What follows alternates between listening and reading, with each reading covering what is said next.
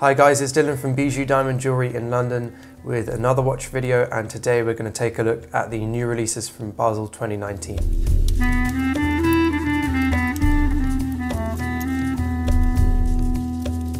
I will also take a really brief look at SIHH 2019 as well. A couple watches released from there, but the main focus is going to be on Basel 2019. So starting with Rolex, and we're going to start with the Gmt Master 42, which was a new release this year, brand new model. It's the Gmt Master 42 with an oyster flex, and it's in white gold. It's quite an interesting decision from Rolex to do this. It's probably their least popular line in terms of sports watches, the Gmt Master. I don't know, maybe other people around the world find it more popular, but we sell not so many Gmt Masters. So for them to then add another model, unique model within that lineup is an interesting decision. Perhaps it's to try and bring some more sales to that area of their collection, but yeah, not sure if I agree with it. Personally, if I was thinking, or if I was Rolex and I was thinking about adding a white gold oyster flex, I would have done it for the standard 40mm variant of this watch. I wouldn't have necessarily made a bigger version. I understand they're trying to bridge the gap between the 40mm and the much larger 44mm, which is the Gmt Master 2. But I just don't think this watch really will work too well. 42mm is quite a large piece for this style of watch. There's a couple of other things about this watch that I just don't think it will do so well in my opinion.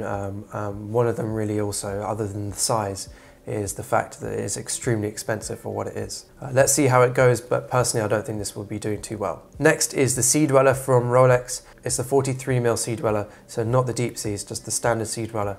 And they released a new bimetal version this year, which is steel and yellow gold. Again, I don't think this will do so well. For me, the Sea Dweller lineup really should be just in steel. It is their professional series of dive watches. Yes, the Submariner is a professional dive watch, but really the Sea Dwellers and the deep seas are aimed at a much higher level. And I don't think it's really a smart decision to make a watch that's really designed as a tool, even though very few people actually use it for a tool, to design that watch in yellow gold. I think it's a good progression for the Sea Dweller lineup, but for me, I just don't really agree with it. I think it really should be in steel. Next is possibly going to be the most talked about watch at Basel, or around the new releases for Basel, and that is the Gmt Master 2, specifically the BLNR version, which is the Batman, so the black and blue, but this time they've released it with a new movement and a Jubilee bracelet. So same as they did last year with the Pepsi version. Yes, I think it will do quite well. In fact, I know it will do very well. It will sell for considerably over its list price. I'm sure it will probably sell for more than double its list price, probably around £15,000–16,000, I think, when it finally reaches the market. Possibly even more than that on those first few pieces, maybe 17–18,000 by then, because people will really want them. There's been a lot of talk over the last few years at Basel about when the Batman or the Hulk is going to be discontinued. And I suppose in a way it is discontinued, but not really. It's just been updated. I can now see that the price of the old Batman going up substantially in value while we wait for the new one. And some people will either see this as the opportunity to buy the old Batman with the oyster bracelet, and that might drive prices up. People may also find, because this new Batman will be quite difficult to get and have such a premium over list price, that perhaps that will also bump up the price of the old one. I can't really see that the old one will go down in value. It just really depends. I know that probably the new Jubilee style will be more popular eventually anyway. I quite like the fact that Rolex has changed this to a Jubilee bracelet now. I think it's going back to kind of the older style GMTs back in the 60s, 70s, when they used to be worn by pilots. That was kind of quite common to see them on Jubilee bracelet. And I think it's nice to have that separation now between the Gmt Master and the Submariner, because they used to obviously look very similar. But now in the steel variations, they're completely different looking watches. That brings me on to my next part, which is the fact that they've now phased out completely the black dial, so the plain 116710 LN. That's completely phased out. You can only buy this watch in steel in the Pepsi and the Batman versions, or bezel variations. So that's interesting, they phased that one out. This has now raised up the base level price for the GMT a little bit. We also have the yellow gold models, and that includes bimetal, completely phased out of the GMT lineup. So we don't have full yellow gold anymore, and we don't have the steel and yellow gold model anymore. So interesting change there. Those watches weren't particularly popular anyway since the release of the root beer, which is the rose variation of this GMT. It's been much more popular. A couple other watches they released in this GMT is the white gold. There's a couple new models for white gold, one of them being possibly my favorite watch released from Rolex this year, which is the Meteorite Dial, which is a really cool look that kind of has the silvery look against the white gold. Really interesting looking piece. And they also released a new blue dial variation as well. Those both feature a new movement, as does the new Batman. Next, moving on to the Day-Date 36. This watch has just seen some quite basic updates with some new diamond dials. We've got a new turquoise dial, which is a really interesting look. We've got a new green dial on the yellow gold. We also got a blue dial on the white gold, a really nice brown dial for the rose gold. So yeah, just some really nice options for each gold color. Very small changes, and this is only available on the diamond dials. I think probably my favorite one of those, or the most interesting variation of those, is the turquoise dial, which is obviously going to be more popular with ladies. I just think that's a really nice look, and it's probably the most creative of their watches they've made this year. Next, moving on to the Datejust series of watches, starting with the Datejust 31, which is like a ladies Datejust, pretty standard size for ladies Datejust now. We saw a couple new dials and also a new movement on this watch. Probably the best dial in my opinion is the black mother of pearl dial with the bimetal, so the steel and yellow gold and the diamond bezel. I think this is a really nice looking watch. Probably the best of the lineup. There is some other models like a green dial with the Romans, but in my opinion the black mother of pearl is probably the best one. Now moving on to the 36mm Datejust, we saw a couple new models there, also new dial variations, etc, etc. In my opinion, the best release of this lineup is the black dial, the steel and white gold with the black dial. Really nice classic looking watch, very nice proportions. It's kind of got a little bit of the 41mm Datejust vibes carried down, which I think looks better. It's nice, really nicely proportioned, this watch. I think that will do very well. So that concludes the section on Rolex. I may have missed some other points or other changes in the collection, so please put them down below in the comments if I've missed a certain watch. Now moving on to Patek Philippe, and we're going to start with the Nautilus line, and we're going to start with the ladies Nautilus, which is the 7118 reference. We've seen lots and lots of new dials and variations for this watch, which is really nice for the ladies watches, for them to be able to have that massive choice, which is not often that you get from watch brands. Usually ladies don't have that much choice. Next, we're going to move on to another Nautilus, which is the 5726, and specific one that we're looking at here is the blue dial, a brand new release this year and a really cool model. I probably would say that this will do the best out of all models in the Patek lineup, definitely of their new watches, and possibly one of the best of their current collection as well. I think this will be incredibly popular and definitely very popular with our clients. This kind of standard combination that we're seeing a lot now of colorless metal, so white metal with blue dial, is obviously super popular, and Patek uses that a lot in their models and their watches across the collection, and they have really great success. So it's great to see this on the 5726 now. It's going to be an incredibly popular watch. The retail price on this watch is £35,000, but I can easily see this selling for mid to late £60,000. And they've now phased out the white dial and the grey dial steel bracelet versions of this watch. Now you can only buy the 5726 in steel full bracelet on this blue dial, or with this blue dial, or you can buy it on the strap, the leather strap with the grey dial. Next is the 5520P, a really cool new watch this year, brand new model from Patek Philippe, probably one of their most important releases this year. It's a pilot's watch with a 24-hour alarm. Amazing brand new movement made by Patek with 4 patents on the actual movement. An amazing feat in engineering to create a mechanical 24-hour alarm. It's a very expensive model, but I think because it's such a specific model, it will attract a very specific buyer, and I'm sure Patek won't be making these en masse. Next, moving on to the 6300, and the 6300 is Patek Philippe's most complicated watch, the most complications of all models in the range. Really incredible feat in engineering and watchmaking, an absolutely astonishing watch. And they're made in very limited numbers. And this year they released a new white gold variation with a blue dial. Next, moving on to the 5212A, which is a complicated Calatrava. This 5212 is a weekly calendar, which means it has a day and date function and obviously time but it also shows the weeks of the year as well. A really nice steel complication watch this, a very simple, elegant design. Obviously there's lots and lots of detail on the dial, but it's a very, very elegant watch. This would be an absolutely brilliant everyday watch for someone who wears a suit quite often, perhaps works in the city. Next, moving on to the 5235/50R, kind of the watch that they led their new releases this year.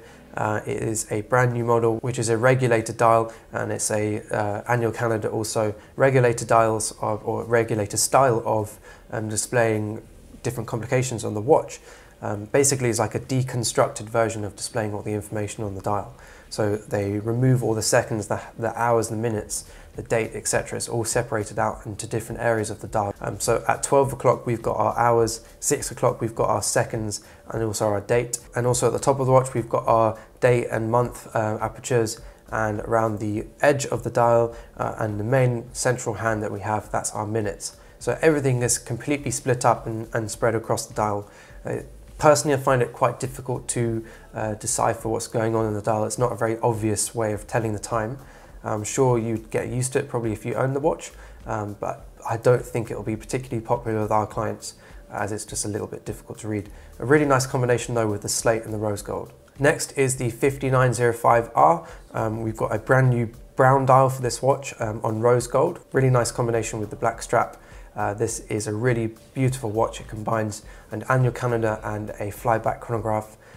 Two models, which is the 5960 and the 5205, and combines them both into one watch. The brown and rose gold combination is a really nice combination, and Patek has done it for a few years, especially, well, a notable one is the 5711 rose gold with the brown dial. That's a really beautiful watch. A great combination, and I think this will do quite well. Next, moving on to the 4899-901G.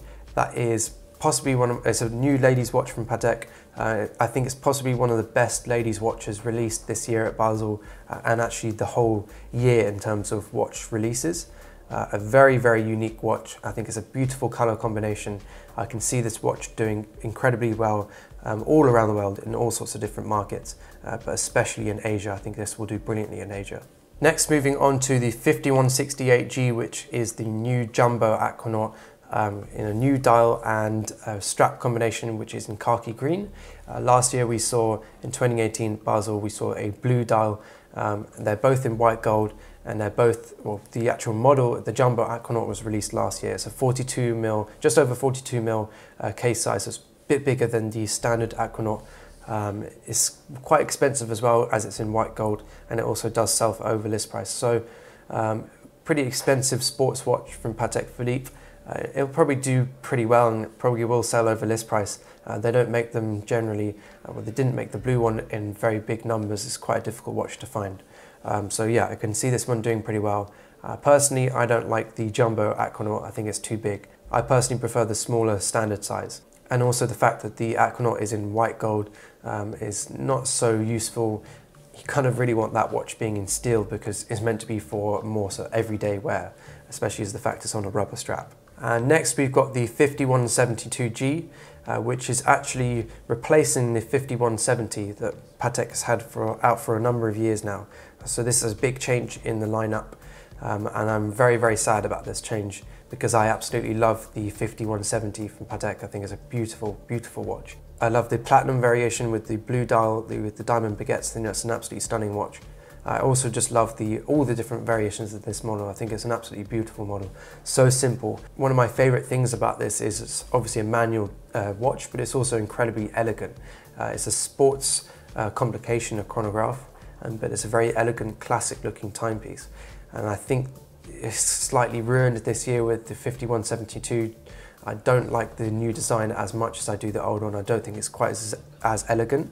Of course, they've done it in a colourless gold with the blue dial, so it'll do pretty well, I would have thought, but perhaps not as well as the 5170 just yet. We'll have to see if people warm up to it. Of course, this is the only model released in this watch so far, so we'll have to see what comes out next year, or perhaps in the summer if Patek release another model, a different metal or dial later in the year. So that concludes Patek Philippe's releases, and really overall the watches that I'm going to look at is just Rolex and Patek Philippe this year. I will just discuss in a moment some others as well. But overall, with those two brands, I'm quite disappointed with what they released. Slightly sad. I'd say actually probably that's more aimed at Rolex. I think they're quite uninspiring. But anyway, probably I'd say for this year of watch brands and watches that have been released, I'd say that the Audemars Piguet have been the most adventurous and really, in my opinion, done the best of all the brands. They really put themselves out there, and they recognize that obviously the majority of their sales come from the Royal Oak, and they tried to redesign a new watch, which, you know, hats off to them for giving that a go. The code 1159 is not my personal favorite and definitely not my taste, but I respect them designing a new model. I really hope for them that they have lots of success with this model, hoping that some of our clients will show some interest in it also. And of course, they always release some amazing new interesting designs for the Royal Oak. And this year was no exception. There were some really, really cool designs this year. Especially one of my favorites was the extra thin in white gold with the salmon dial. That's just an absolutely beautiful watch, and that's limited to 30 pieces worldwide. So a very, very special piece. And this year at Basel 2019, there were some other releases, of course, from other big brands and also at SIHH. There's so many that I can mention and discuss, but really Audemars Piguet, Patek Philippe, and Rolex really are our most popular brands at Bijou Diamond Jewellery. And whenever we upload videos, they always seem to get the most views and the most interest, so that's why we usually just concentrate on those brands. But one brand that I haven't mentioned and I don't often mention that really caught my attention this year was Graf Diamonds. Their releases that they released this year for their new watches, the Gyro Graf watches, which just features gyro tourbillons. Just incredible creativity and design and innovation in watchmaking. For me, that's real watchmaking, real design and real art. And it's sad when I look at brands like Rolex, who technically are the industry leaders for watches, Swiss watches, that they are just coming out with the most uninspiring and kind of lazy designs.